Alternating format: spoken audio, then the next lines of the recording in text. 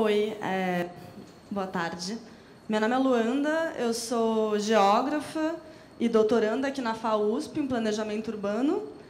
E eu queria começar agradecendo a oportunidade de estar aqui, participar dessa mesa incrível. Esse é o título do trabalho que eu vou apresentar aqui, A Gentrificação, o Complexo e o Oco. Números e notas sobre o renascimento do centro de São Paulo. Vai fazer sentido esse título até o final da apresentação. Para começar, eu queria contar que eu sou moradora do centro. Acho que a Marina Tonelli falou ontem, né, que nós somos agentes da gentrificação, que as nossas opções de consumo têm um papel nesses processos. E sim, eu concordo. Me interessa um pouco mais pensar no papel do capital nesses processos de gentrificação. Mas, morando no centro, tenho uma perspectiva privilegiada. Eu venho acompanhando essas transformações anunciadas como o renascimento de uma perspectiva bem privilegiada, né? Literalmente de camarote. Essa é a vista da minha janela. E ela sintetiza um pouco o processo do centro, né? Aqui, à direita, tem um hotel, acho que deve ter sido construído no começo dos anos 80. À esquerda é um empreendimento que foi concluído esse ano, que chama Cetim Downtown República. Ele é um empreendimento de 24 andares, com 310 unidades habitacionais, todo espelhado. Os apartamentos têm 27 metros quadrados, e o valor do metro quadrado é um pouco acima de R$11 mil. E esse empreendimento ele é um representante muito fiel do processo de retorno do capital imobiliário para o centro. Eu vou detalhar isso mais para frente. E aqui no meio a gente tem um estacionamento que funciona como estacionamento há muitos anos, num processo de especulação, e que, para ficar ainda mais interessante, ele foi notificado pela PEUC, né, para parcelamento, edificação ou utilização compulsórios para cumprimento da função social. Isso foi em 2014. Quer dizer que eles têm um prazo de 5 anos para dar uma função social para esse terreno, ou começarão a pagar um IPTU progressivo ano após ano. Então, ano que vem expira o prazo. As fontes nada oficiais dos boatos do meu prédio dizem que o terreno já foi comprado pela Cirela. Eu não sei se é verdade. E provavelmente ele vai estar cumprindo a sua função social em breve, né? Embora eu tenha minhas dúvidas se um empreendimento com o valor do metro quadrado assim tão alto, de fato tem uma função social, é um conceito polêmico. Esse trabalho que eu vou apresentar é parte da minha pesquisa de doutorado. Eu estou analisando as transformações recentes no centro da cidade, nos últimos 10 anos, abordadas a partir de 3 eixos, que são as ações do poder público, o retorno do capital imobiliário e um novo ciclo de lutas urbanas. Eu acho que essas transformações no centro poderiam ser analisadas também a partir de perspectivas. Existe uma nova geração de comércio, serviços, bares, restaurantes, toda uma transformação no mercado de aluguéis, toda a questão da reabilitação dos imóveis antigos. Tudo isso está em jogo, mas eu escolhi esses eixos de análise. E para esse trabalho, na verdade, eu estou só falando de incorporação imobiliária, nada mais, então eu vou focar ainda mais. Bom, só explicar um pouco o que eu vou mostrar. Eu estou fazendo... eu fiz Bom, primeiro, a delimitação da área de estudo, né? Acho que falar do centro sempre tem essa questão de que centro você está falando. Eu resolvi focar na análise a partir de um território que, empiricamente, eu verifico que existe uma certa herência das transformações nesse período, que é o Distrito República e o entorno, para pegar também o entorno do Minhocão e o Baixo Augusta. Também me interessa para o meu doutorado porque é uma região que existe uma atuação de novos ativismos urbanos que também entram na minha análise lá, mas não aqui. E aqui o que eu vou mostrar são dados de lançamentos residenciais da Embraesp. Esses dados que foram já referenciados pelo CEM, pelo Centro de Estudos da Metrópole, eles vão de 85 até 2013. E, a partir de 2013, eu mesma procurei atualizar esses dados. Então, eu fiz um levantamento próprio, com mapeamento, coleta de materiais, algumas entrevistas, enfim, eu talvez não tenha dado conta da totalidade dessas transformações desde então, mas eu procurei dar. Então, aqui é um mapeamento desses lançamentos imobiliários década a década, né? Mas lembrando que eu só tenho os dados a partir de 85. Então, eu estou pegando esse território, né? Aqui é o Distrito República. E aqui, não sei se dá para ver, tem um bufferzinho de 1 quilômetro. E, bom, aqui está o Minhocão, né? E aqui a região do Baixo Augusta. Então, a gente pode ver de 1980 para 1990, para a década de 90, desculpa, para o começo dos anos 2000 e até 2010, algumas observações breves que eu gostaria de fazer é que existe na região central, enfim, ao longo desse período, o mercado não para de atuar, né? Mas ele de fato para de atuar em alguns distritos e ele continua a atuar em outros. Então, por exemplo, Consolação, Bela Vista, Santa Cecília, eles nunca deixam de ter, vou fazer essa de novo, eles nunca deixam de ter um investimento constante no mercado imobiliário, mas o que parece que acontece a partir dos anos 2000 é que eles atravessam, como se aqui servisse de um cordão de isolamento, né? Eles atravessam esse anel, que aqui, né, no caso, é formado literalmente pelo Minhocão, nesse pedaço, e adentram os distritos centrais, embora ainda não tanto a Sé, né, mas aqui a região da República. Então, aqui está a evolução desse mercado, né, isso é em números de unidades residenciais lançadas. Eu estou trabalhando, então, com o Distrito República e todos os distritos do entorno. Esses também são os distritos que compõem a subprefeitura da Sé, mas eu excluí o Cambuci por entender que tem são processos diferentes que se passam lá. Então, aqui, só mostrando que, no final, que dessa virada dos anos 80 para os anos 90, que tem essa primeira grande queda dos investimentos de incorporação imobiliária no centro, que depois ele vai subindo lentamente por todo o período, e é uma subida que vai ficando mais radical a partir de 2010. Essa radicalidade ela fica um pouco mais visível, né, em distritos, por exemplo, como República, né, em que aqui nesse período de 3 anos foram lançadas quase mais unidades do que nas décadas anteriores todas.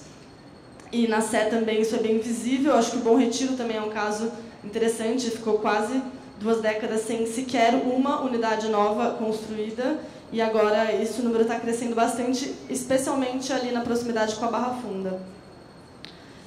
Bom, aqui eu procurei, deixa eu ver se está visível, mais ou menos, eu procurei fazer esse mapeamento levando em consideração o tamanho das unidades. Eu acho que o que é interessante observar é que existe as unidades pequenas, né, de até 30 metros quadrados, infelizmente são as que menos dá para enxergar aqui.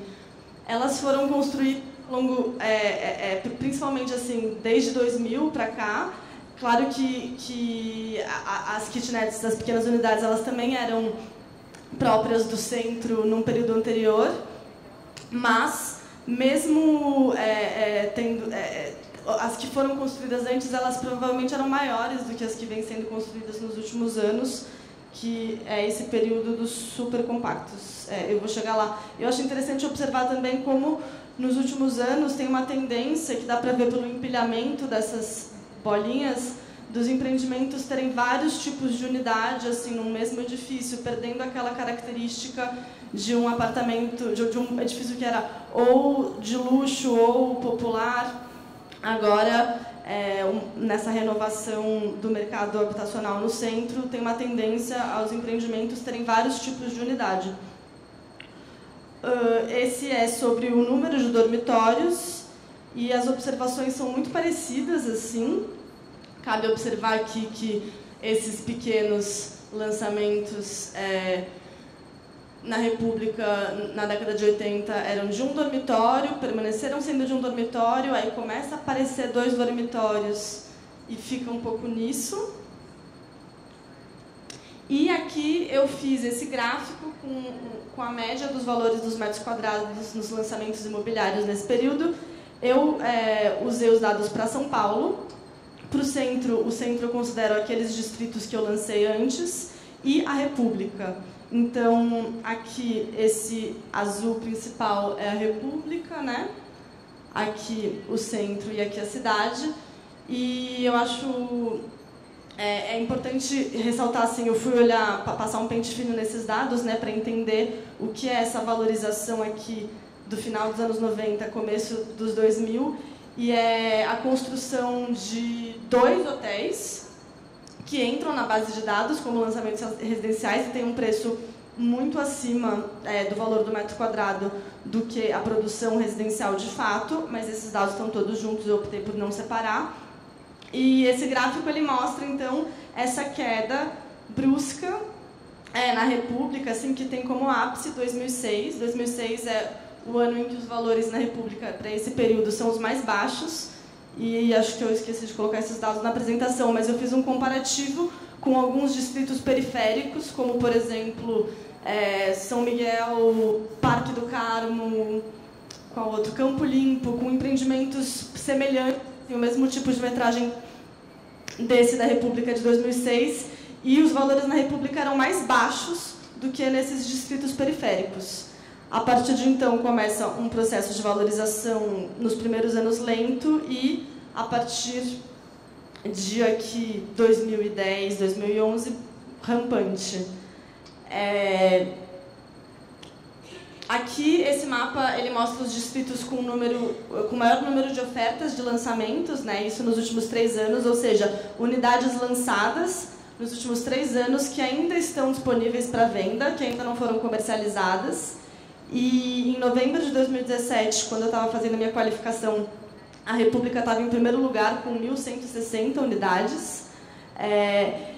A minha hipótese é de que essas unidades elas não estavam sendo comercializadas, mas quando eu fui atualizar esses dados agora, os últimos que eu consegui acessar de agosto, eu vi que são 604 unidades que estavam disponíveis, ou seja, elas estão saindo, mas ao mesmo tempo tem muitas mais unidades sendo colocadas, a incorporação está a todo vapor nesse território. E aí eu chego no meu mapeamento. Então, olhando para os empreendimentos nesse perímetro aqui, né, Distrito República e essa área, eu mapeei 35 empreendimentos que foram lançados nos últimos 5 anos. Alguns deles já foram entregues, outros não. Então, tem em várias etapas diferentes. Enfim, essa tabela é uma matriz, né, acho que não dá para ler ela muito bem, mas eu nunca tinha visto ela tão grande. Eu vou fazer uma síntese do que aparece aí. Entre esses empreendimentos, existe uma predominância das pequenas unidades, que é de estúdio ou um dormitório. Os dados da Embraesp não diferenciam o estúdio de um dormitório. Todos os apartamentos estúdio e kitnet aparecem como de um dormitório, mas aqui eu consegui dar uma refinada nisso. A área desses apartamentos, dessas unidades, né, nesses empreendimentos, vão de 10 metros quadrados até 77 metros quadrados, é a maior unidade desses lançamentos. O valor dos metros quadrados partem de 5 mil e pouquinho, chegam a 15 mil, valor médio em torno de 9 mil metro quadrado. Os empreendimentos vão de 65 a 399 unidades num único prédio. Vários têm térreo comercial. Só 9 desses 35 oferecem uma vaga de garagem por apartamento. Tem alguns que oferecem para alguns ou que não oferecem em absoluto. Eu fui atrás do que eram esses terrenos, os usos desses terrenos antes da incorporação, e 27 de 35 eram estacionamentos, e 6 desses 35 foram notificados para parcelamento, edificação e uso compulsório. Aqui eu só tentei tornar mais visíveis os valores do metro quadrado, porque na tabela não dava para ver, então está bem dividido assim, a maior parte entre 6 e 12 mil, com algumas exceções, e o mais caro 15 mil. Bom, aqui imagens, né? Procurei ilustrar esses processos. de incorporação. Aqui é aquele mesmo empreendimento que eu mostrei a foto, o Cetim Downtown República.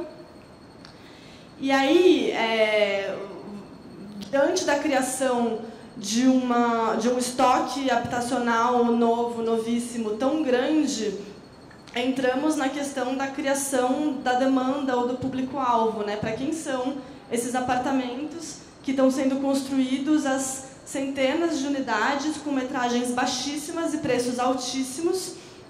Então, me chamou muita atenção nesse processo e descobrindo o discurso de venda desses empreendimentos, então, humano, urbano, moderno, para um empreendimento na liberdade.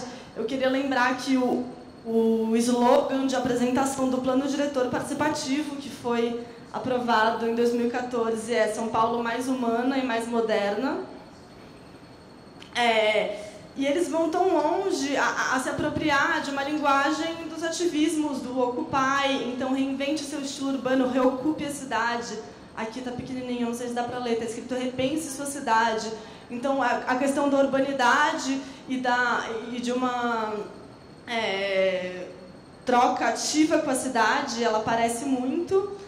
Eu acho interessante observar também como vários desses empreendimentos eles se apropriam de lutas em curso. Então, por exemplo, enquanto o Parque Augusta, a disputa pelo Parque Augusta estava a todo vapor, já foi lançado empreendimentos no entorno, vendendo, né, o Parque Augusta como um ativo, como um elemento de valorização. Então, aqui ele chama You Central Park, é muito perverso, né, transformar o parque num valor apropriável pelo comprador do empreendimento. Então, mora em frente ao futuro Parque Augusta, isso num momento em que nenhum acordo do Parque Augusta tinha sido assinado ainda. Isso também acontece com o Parque do Minhocão, com empreendimentos nesse entorno. E existe toda uma estética desses empreendimentos de jardins verticais, hortas, grafite, uma cultura de bicicleta, que a bicicleta aparece como item de decoração em vários desses decorados, que então procuram associar esse tipo de empreendimento com esse público jovem, ativo, amante da cidade, da bicicleta, esse público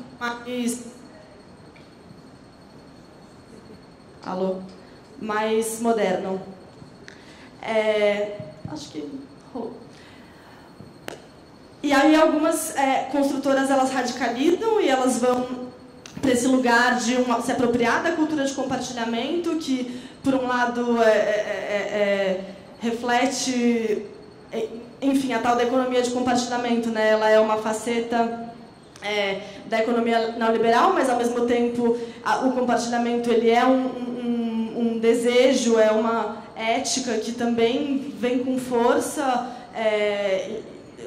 nessa nova geração, novas tecnologias. Então, a Gafisa lança um empreendimento que chama Home and Share. Então, é tudo sobre compartilhamento. E o compartilhamento, na verdade, quando você vai entender, eles são serviços que podem ser contratados pelos moradores do prédio por aplicativos. Então, é um empreendimento em que ele já tem incluso, por exemplo, o compartilhamento de carro, ou seja, um carro do condomínio, que você pode alugar por aplicativo, ou uma bicicleta, ou até mesmo um apartamento no prédio que fica sem dono, mas que você pode alugar para temporada, sei lá, se você for receber um hóspede. Cozinha compartilhada, o que não é um fator pequeno, né? Porque acho que no caso desse, as unidades têm, acho que 12, 15 metros quadrados, então, de fato, se você quiser cozinhar para amigos, você talvez precise de uma cozinha maior. Tudo isso é gerenciado por aplicativos. E aí, assim, a questão dos tamanhos diminutos das unidades, né, elas já remetem a uma coisa que é mais um produto habitacional do que uma solução habitacional. E aí parece que as propagandas, o marketing, os discursos também abraçam isso, né? Então, nesse Vitacom da Consolação, o site diz: não é sobre morar, é sobre investir em um novo estilo de vida. São estúdios e unidades de co-living, né? De novo essa coisa do da cultura de compartilhar, co-criar, aparece. E esse, desculpa, é uma imagem super tosca, mas eu tirei uma foto de um jornal e depois eu nunca mais achei no site essa propaganda tão explícita, que é prédio preparado para Airbnb.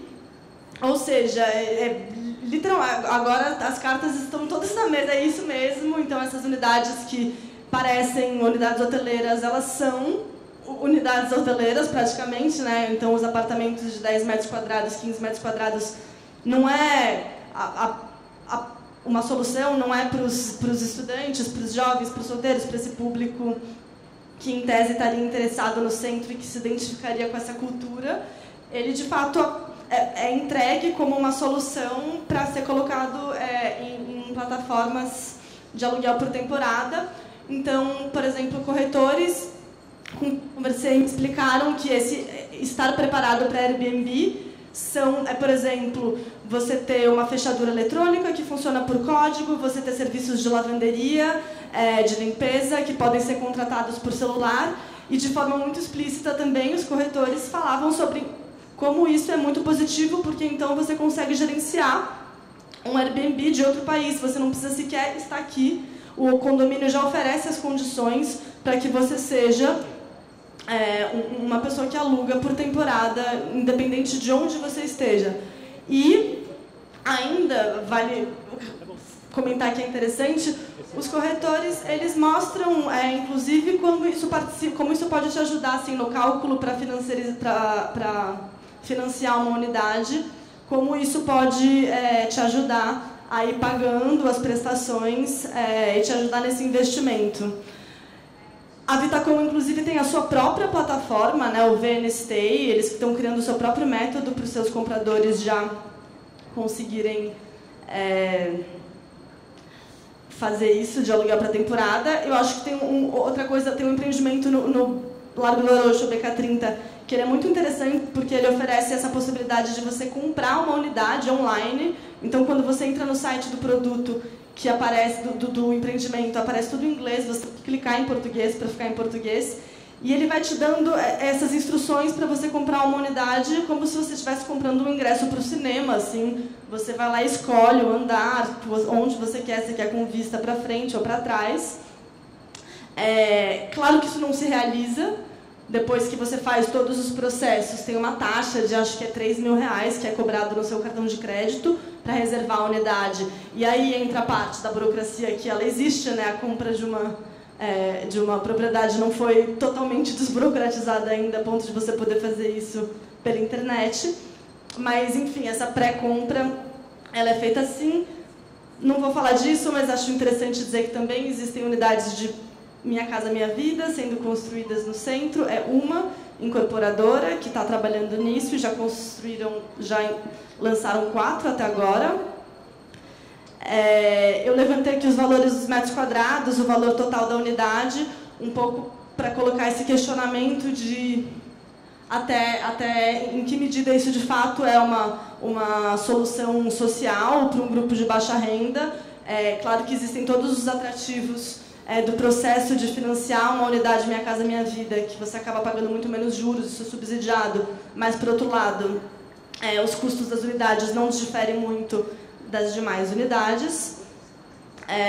Enfim, e nesse processo também de criação de uma demanda para esses empreendimentos e para essa região, muitas coisas no jornal, blogs especializados, surgimento de especialistas de place branding, falando sobre como o centro é o lugar. Então, agora, de repente, saiu Nova República, eu nunca ouvi isso, mas a Folha falou, ou Baixo Higienópolis, que é o novo nome da Santa Cecília, ou as próprias construtoras criando esses materiais promocionais junto com jornais, então, tentando vender essas localizações.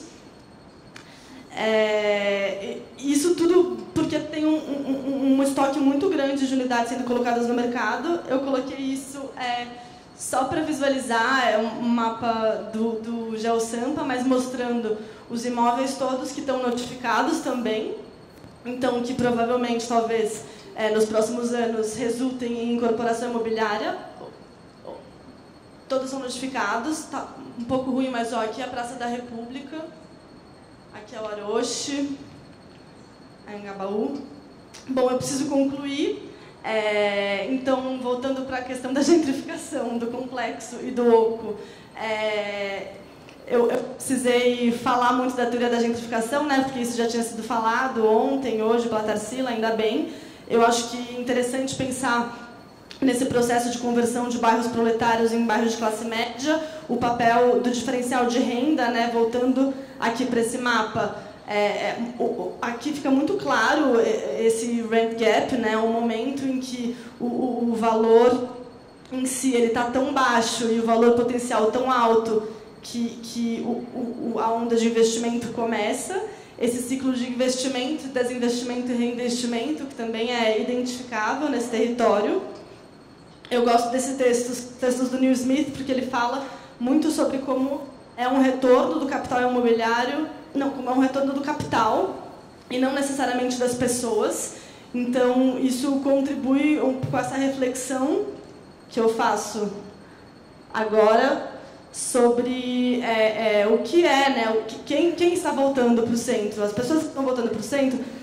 E aí me interessa também a ideia desse complexo imobiliário financeiro, que é desenvolvida pelo Manuel Albers. Ele fala dessa relação triangular entre o Estado, o setor imobiliário e a financiarização, que promove uma contínua geração de eixos de expansão do capital imobiliário. Isso é independente de ter ou não um público, de fato, uma coisa que é completamente desconectada da demanda por moradia, da base real, territorial, onde essa produção se fixa.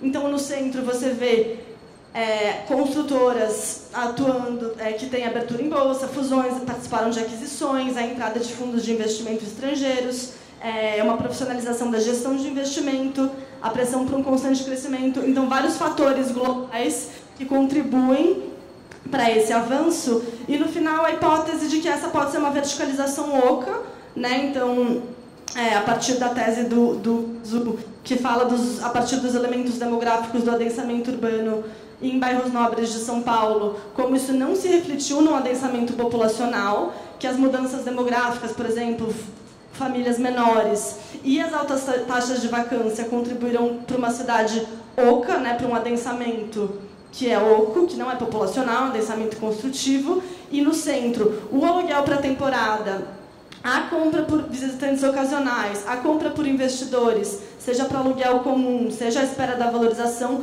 também indica para essa possibilidade de uma verticalização oca. Obrigada. Terminar.